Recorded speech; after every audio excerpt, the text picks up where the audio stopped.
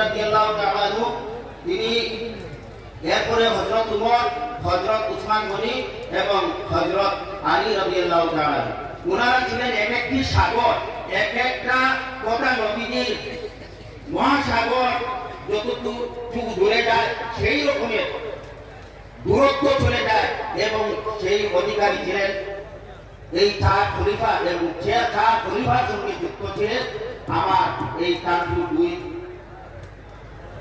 পীর সাহেব।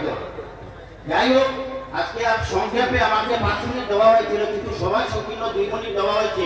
আমাকে দায়িত্ব দিয়েছিলেন শফিকুর রহমান, আতাউর রহমান সাহেব, যে প্রচারের যেগুলা জিনিস আমি কালকেও বলেছিলাম, মকবুল সাহেবকেও, আজকে খুব ভালো লাগছে। আমি এই তৈমুরাদের সাহেবকেও বলেছিলাম, কিন্তু এখানের মধ্যে সাংবাদিকদের বসার জায়গা দেওয়া হয় না। আজকে খুব খুশি হলাম ওনাদেরকে, মানুষরা যাতে নেক্সট অধিবেশনে যাতে বসতে ওনাদের কোনো অসুবিধা না হয়, কারণ ওনাদের লেখা আছে, অনেক কিছু আছে, খুব খুশি হলাম।